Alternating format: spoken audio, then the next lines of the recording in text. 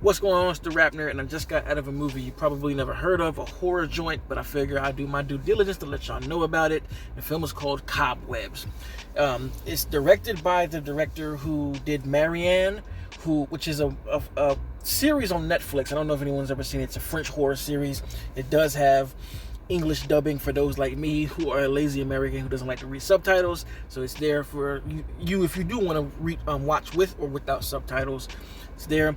And that director is really what pulled my attention about this film. And the reason I know about it is because I watched this YouTuber, Spooky Astronaut.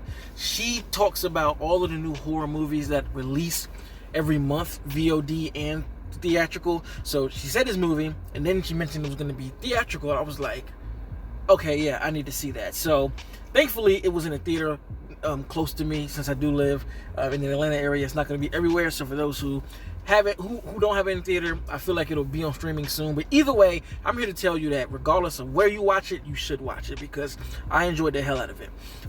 The story follows a kid named Peter who lives in a town that I can't remember the name of, who has trouble at school with bullies, and he has this like voice in his wall. Yes, you heard that right. There's like a voice in his wall who claims to like know him and sticks up for him, and the voice is telling him to like fight back and do these things, let me out, and one day we can be together, and da da da da. So it's this eerie voice that he hears, and some events happen at school that get him kicked out, and from that point on, the ball gets rolling about what this voice is behind the wall. So that's pretty the premise of the story. I didn't watch the trailer. I only saw little clips of it from, like I said, when I watched Spooky Astronaut, she has these clips playing while she explains what the movie is. That's all that I saw from it. I didn't watch the full trailer, but it was enough to pull me in, because the mom is played by, I believe her name is Lizzie Kaplan. I know her last name is Kaplan, but she is on the new series on Paramount called Fatal Attraction. They made a series out of that, and she was in season 2 of Castle Rock, and the dad is Anthony Starr, I believe is his last name, aka Homelander. That's what he's most famous for. So you have them playing the mom and the dad, and you can both tell that both of these parents are really struggling to keep it together. The mom seems like she is just trying her best to keep a secret from happening, and she comes off as protecting her son, but it doesn't feel that way, you know what I'm saying? Because it gets to a point where the teacher of Peter is getting concerned, and she starts to ask questions, and when she does, the mom is not susceptible to it at all. You can just literally tell that there's more going on than what it is. She feels unhinged, like she's like ready to explode with sadness and anger for what's going on. More sadness, more so when I think about it. While the dad, played by Anthony Starr, he is kind of like on the edge of bursting from just anger about the situation and doing his best to protect his son. And as you can imagine, as the story goes on, more is revealed and more is revealed. And when the reveal happens, it provided a strange experience for me, because one of the issues I have with the film is once the shit happens, there's really not a strong case as to why that shit is happening. But when it does happening, what you're seeing on screen is so riveting, I almost forgot. I was just like, what the fuck? Like, to me, for those who have seen Pyewacket, this movie kind of operates like that, where the first 2 acts are really a slow burn, and there's a bunch of creepy tension here and there, and you get the feel of danger, and nothing, not a whole lot happens. But then when that 3rd act does really take place, the shit rips. And that's kind of how this film was. I feel like the 3rd act here ripped more than Pyewacket did, because I'm telling you, the reveal is fucking nuts, right? And to the movie's stand up for the movie, it does give visual cues throughout the film about what's going on. I definitely will say that, right? Even when the reveal happens, there is some dialogue during this time, but again, it was a strange experience, because I'm just so like caught off by what's going on screen, that when the words are spoken, it kind of just went one ear out the other, because I was like, what the hell is happening? That's how crazy it gets in the 3rd act. So it does do that. And then another thing about the film, for those who are a fan of atmosphere, it takes place during Halloween. So for me, that already sold me off rip. When the movie came on, I saw that, I was like, yeah, I'm talking about this, even if it's not that great, because there is a real big focus on pumpkins and spiders. Of course, you would know spiders. The movie's called Cobwebs, but I'm trying to figure out what the symbolism is for the pumpkins. I feel like that's part of what's going on with what happened in the third act reveal. Of course, obviously, you know, spiders, pumpkins, I mean, the linear thing is there. And also the story works linear as well. Like, you can tell what's going on from start to finish. There's no mystery about the, like, story up front, but it's just what they do with the third act reveal that's kind of like, how did we get here? You know what I mean? So I do want to rewatch it to see how we got here. But other than that, though, like I said, the atmosphere feels like fall. It feels like autumn. It's cool. It has a dark color palette. It's moody.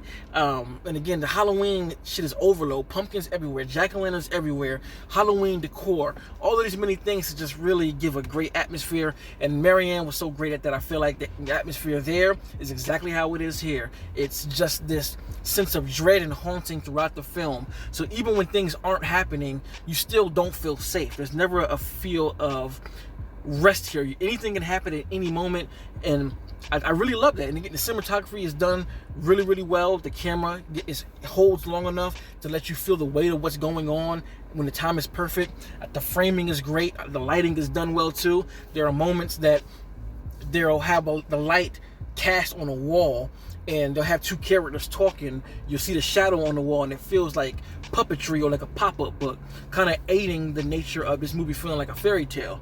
Because I did see, you know, the ideology of a fairy tale or folklore about this film, and I did my research, and I couldn't really see a connection to any one story, but it's definitely pulling from some fairy tales. And I think things like that and showing things from Peter's perspective kind of enhance the feel of it being more of a storybook and fairy tale like. So you're really on the ground with Peter, and this is how you do it. Not like a terrible ass Skinamarink where it was like, oh, you can't see stuff because it's from a perspective of a kid. No, this is how you do it. A lot of low angles, looking up, seeing things above, and just from his perspective, hiding in the beds and all of this type of stuff. So it really worked out for me a lot. I enjoyed the hell out of myself. It made for a delightfully haunting time. This is going to be a great one to revisit once fall hits. I'm definitely going to watch it when October hits, because again, this is a certified Halloween movie, and I enjoyed it for that.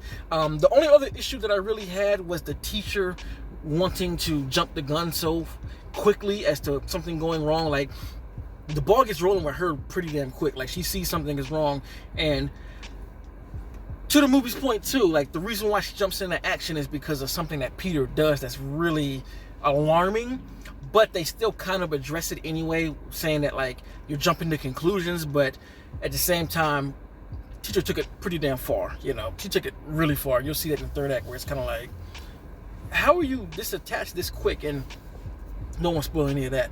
But yeah, there are some scares in here that are just really awesome. One in particular of a dream sequence that plays around with sound effects, that, like, you hear the sound in the background and then it shows up. There's a close-up on something and you're like, that's what that is? Oh shit. Camera pans and you just see some, ew, boy, it made my skin crawl. The particular scene that I think is in the trailer, because it's kind of a money shot, if you will, but worked out pretty damn well. Other than that, though, you know, the issues of how we got here and the teacher being connected, I don't have too many issues with this film. I enjoyed myself. I thought it was pretty goddamn good. I like how they set the third act up, where they kind of go the route of, like, pretty much haunted house chaos, which is what I was hoping for once the reveal happens. And they set that up earlier on in the film very well, so much so that, like, when you get to this point of the reveal, you're like, oh shit, and then it cuts to something happening, and you're like, okay, I see where we're going here. Like, it's one of those things that it's telegraphed on purpose for you to look forward to. So all in all, I enjoyed this film. Definitely go see it if you are interested with the theater or holding on streaming. I'm pretty sure it's going to be on streaming probably in a week or two. They didn't promote it, so I don't see why they wouldn't. And again, this is going to be another favorite of the year, especially for the horror genre.